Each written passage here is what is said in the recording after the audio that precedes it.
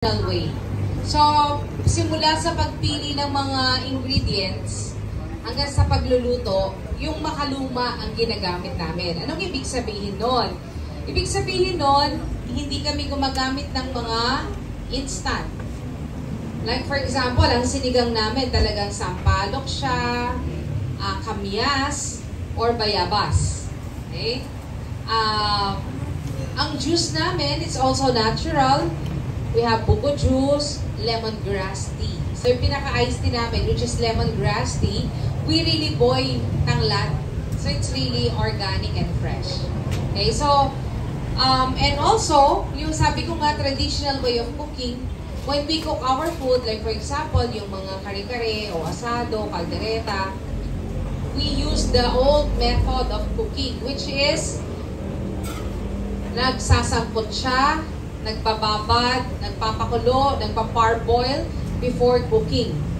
Kasi ngayon, well, this leads me to the answer for the question, why Pampanga is the culinary capital of the Philippines? Are you aware that Pampanga is known to be the culinary capital of the Philippines? Yes. Yes. Why? Why do you think it is known as the culinary capital of the Philippines? Idea? Walang idea. Yes, clear. Because?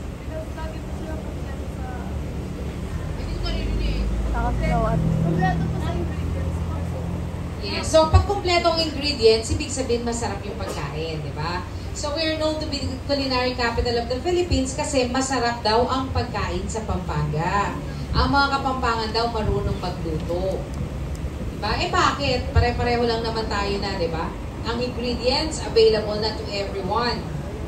Ang sagot ko dito, unang-una, ang pinaka-number one, kung looking back at history kasi, the Spaniards stayed the longest here in Pampanga. Dito sila bumabad. Tumambay talaga sila ng ilang daang taon dito sa Pampanga. And they trained Kapampangan to be their cooks. And since yung mga vessels nila, kaya naman sila nagstay ng matagal dito kasi very accessible ito by water. Kasi may yung dinaanan nyo going here, that's the viaduct, Gising Tulog, sa NLEX. There's a long bridge na makikita nyo sa kanan kalawa mga billboards. Sa ilalim no, nandun yung Pampang. It's a river. Okay? Doon nakuha ang pangalan ng Pampanga. From Pampang River. So kung accessible siya sa mga Spaniards, kasi meron silang dadaungan ng vessels, all their herbs and spices, dala nila nung pumunta ng Pilipinas. So maagang na-expose ang mga Kapampangan sa iba't ibang mga sangkap. As compared to other regions na hindi naman sila nagstay doon. Gets nyo? Okay, so ang tila kasi, ang taste, no? It's a conditioning eh. Kung pinanganak ka sa bahay na to na malasa ang ulam nyo, pati ang pagluluto mo at pagpunta mo sa ibang kainan, ang standard mo malasa. Ibig sabihin, malasa, it means masarap siya para sa'yo, tama yung asin, yung alat, tama yung asukal, tama yung toyo. Ngayon, pupunta ka ng hotel, sa mga hotels natin, ng mga 5-star o 3-star hotels. Pag kumain ka doon, definitely sasabihin mo, ay walang lasa. Kasi sila, ang standard nila is to please everyone. Siyempre kung maalat, hindi mo na may aalis yung alat, di ba? Pero kung matabang, magdadagdag ka ng mga salt, pepper, ganon. So, ang taste is a conditioning. Yung pag sinabi mong masarap sa'yo, hindi ka sigurado kung masarap sa katabi mo. Depende kung anong pinakondisyon sa dila mo. Kung bata ka pa lang, pinapakain ka na ng gulay, tendency is paglaki mo, wala kang problema sa gulay. Parang ganun lang yon. So kung itong mga bata ngayon, hindi pinapakain ng gulay, will have a hard time pakainin sila ng gulay pag malaki na sila. The same with Kapampangan food. We were used to eating malasang pagkain. Masarsa, may sabaw, matamis, maalat, sanay kami sa ganon. Kaya pag pumunta ng ibang lugar, parang kulang. So pag mga ibang lugar, kakain sa Pampanga, wow, napakasarap kasi malasa. Okay? So yun lang yung point. Okay, ang isa pang factor na nakaka-apekto sa pagkain ng Pampanga is the the methods of cooking. Halimbawa, itong niluluto ko sa inyo mamaya, yung cooking demo ko is small crickets. Kamaru. Okay? These are crickets. Ito, pag-deliver sa amin ng mga nagtitinda, ia-adobo namin siya. Meaning, we will boil it with suka, bawang, paminta. Ang adobo ng Pampanga, walang toyo. No? So, it's just suka, bawang, paminta, asin. That's what we call sangkot siya. Sasangkapan mo, papakuluan mo doon. And then after nun, set aside, alisin, papatuyuin hanggang ganito na. And then there's another step of cooking, which is igigisa ko siya. Okay, the same thing what we, na ginagawa namin sa kaldereta. For example, pag nagluto ng kaldereta, I don't know kung paano ang sa inyong process, no? Pero kami, the old way is, the traditional way is, adobo muna yung manok or baka. So, papakuluan muna siya ng suka, bawang, paminta, asin. Pag malambot na siya, set aside, doon pa lang ako magigisa. So, magigisa ko bawang sibuyas, tomato sauce, liver spread, bell pepper, tapos doon mo ilalagay yung pinakuluan na karne. So, may method, merong another step.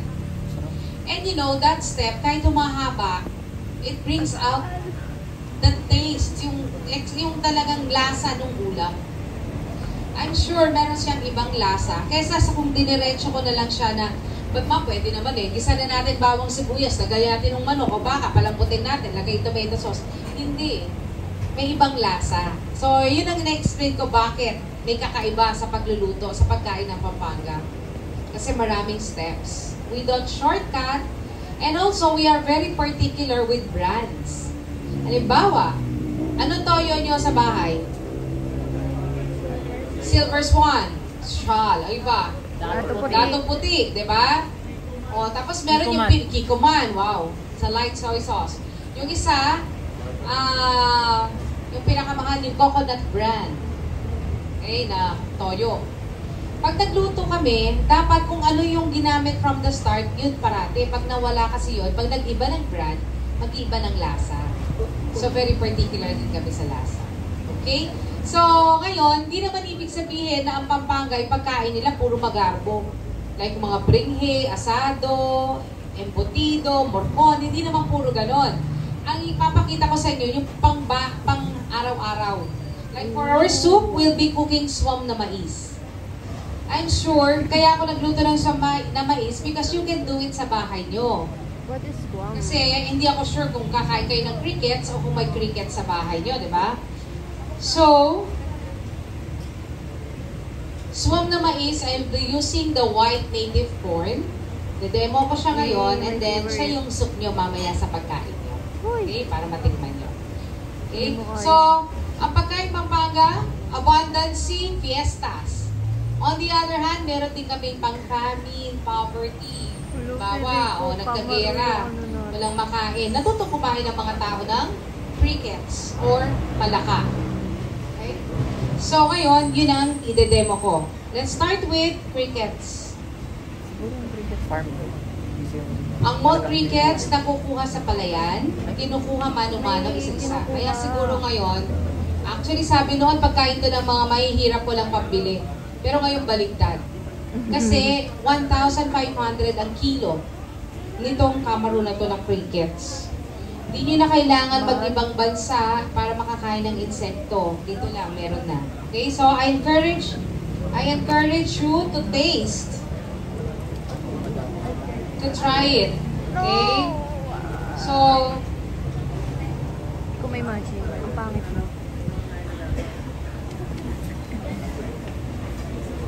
I will saute it, the bawang, sibuyas, kamatis. If you want to come closer, please do.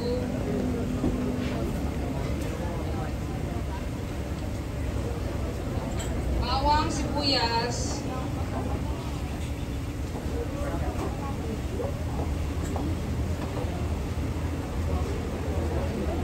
Lapit tayo. Okay, bawang, sibuyas, kamatis.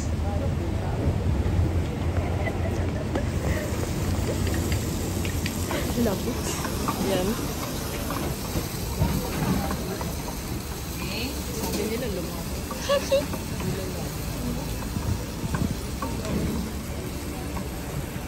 Diba mga girls? yung kaya.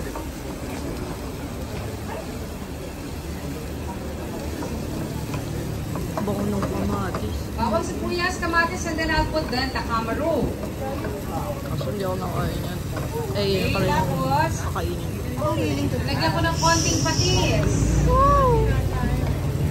Asin. Sugar. Ah, sugar. Ano may asin? Konting asin din. Nilagyan niyo na yung ano? Yeah, tamaro nandito na. Lakas mo, babe.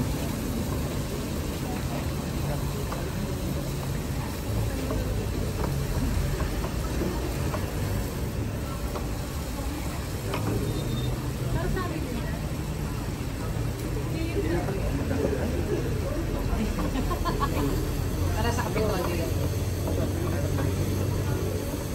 We have lots of pasalubong items, no?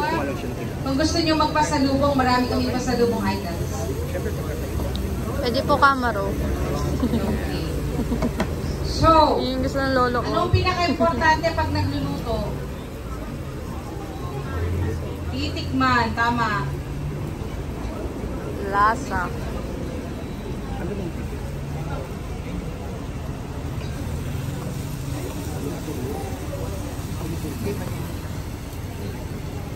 Huwag ka magulo. Pag to nabasag siya sabi ko sa'yo. Okay, so sino ang mga titikim? Please come forward. Ayan po si Olardi. If you like.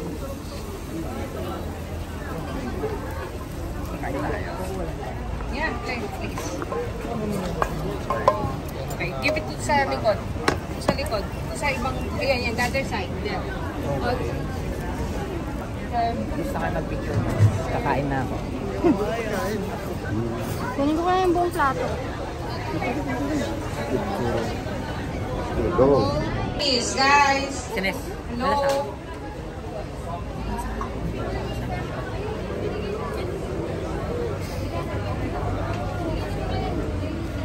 Sabi ko kanina, ang som na mais, ang ginagamit natin ay white corn. Perpetual from where? Las Piñas. Yes. Namamalengke ba kayo? Opo. Yes. Pinya dito? Yes. Kasi okay, so magagawa nyo to. Nagluluto kayo ng som na mais? No. So first step is, babalatan. Siyempre, alisin yung buhok, babalawan. After nun, mayroon mga ulo pang gadgad. Yung ibang style kasi, what they do, they just use knife and cut it ganon. Kinakayas lang. Kami hindi. Medyo lang. Ginagadgad namin. Sa grater. Ayan, So ito ang magiging resulta niya. Pino siya. Here. May kutsara. Wait. Ayan yung pork. Kutsara. Ayan o. Kasi ginadgad namin siya, so pinong-pino siya. Okay, tapos, yung, anong tawag doon? Busal. Ang tawag dito? Yung cob, yung wala ng laman. Ito, like ito, pag wala na yung mais, anong tawag mo? Kami kasi busal sa Wala. Kapampangan. Binababad namin yun sa tubig, binabanlawan para lumabas pa yung starch. Mm. Tawag dito corn, di ba? Corn starch. Very good. Doon ako papunta. Dito nanggagaling ang cornstarch. So, sayang kasi yung starch na naiiwan dun sa cup. Kaya binabanlawan pa sa sabaw. Okay, na ito, makikita nyo, ito yung giniling, ito yung ginagad, ito yung sabaw na pinanlaban-lawan ng cup. Okay? In other words, yun yung kakain. Ang soup na mais, pwede siyang iserve as soup like we will do today. Soup lang siya, wala siyang meat. Pwede rin siyang gawing ulam. So, yung step ng paggisa, lalagyan natin siya, pwede mo siya lagyan ng pork, ng fish, ng shrimp, o beef. Okay? Pag meron kang, paglulutuin mo siya as ulam, paggisa mo ng bawang sibuyas, lalagay mo na yung meat mo. Pero since ako, wala akong meat, wala akong nilalagay. So, bawang sibuyas lang, pero later, pag sinerve ko sa inyo, meron siyang chicharon on top at saka dahon ng sili. Okay? So, isa, bawang sibuyas. nagput na corn.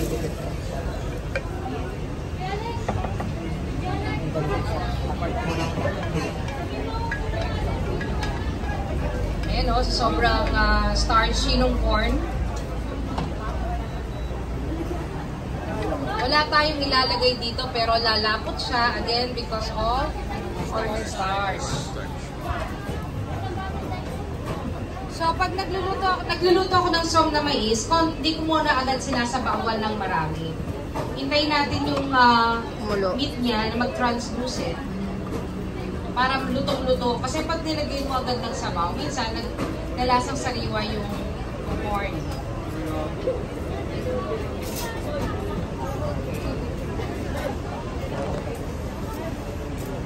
So parang igigisa muna natin yung corn para hindi siya lasang sariwa. Okay, kaya na masyado malagkit, dumidikit. Ito ng konting tubig para lang hindi siya masunog sa baba. Pero makikita nyo, ang lapot niya, Ibig sabihin, maganda yung variety na nakuha natin na mais.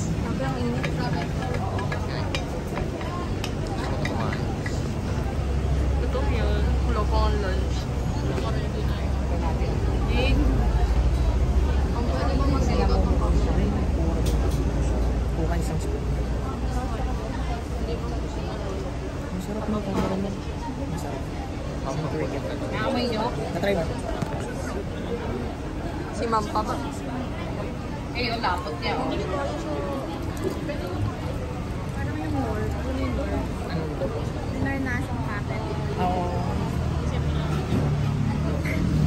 Okay, so this is not the powder na corn soup. Kaya nga sabi ko sa inyo, mga kapampangan, very tedious. Gusto pa nilang maggangan kasi magbukas na lang ng pakete.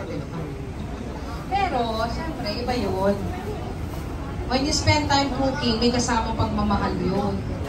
Alam ko nagluluto May ng patience. May crab and patience. corn. Sabi nga, may loyalty. Kulang na lang ng crab. Nasibag ka na. Ano nangyari? Ay, chuwika. Ito yun? Ang babae daw po. Birds daw sa kanya. Uy! Hindi mo kakayanin yun. Okay. May nakita. May nakita. Again, kung mapapansin nyo, no, kanina nagluto ko may patis, may asin, may asukal. Alam nyo, that's the balance na nakakapagmasarap din. Yung maalat siya, may konting tamis. Minsan may konting asin. Like chicharon. Diba? Dito sa Pampanga, ang chicharon, inuulam namin sa atsara na papaya. So, nandun kasi pumuputok yung flavors eh. Yung chicharon, maalat-alat. Yung atsara, may asin, may sweetness. No? So, ganun. Ganon. Ayan na, kumukulo. Kumukulo na ba?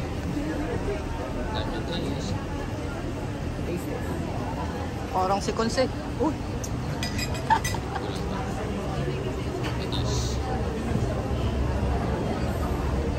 Ano yung isa? Yung isang ano? Oo, nagdagdag lang ako kasi medyo matamak siya.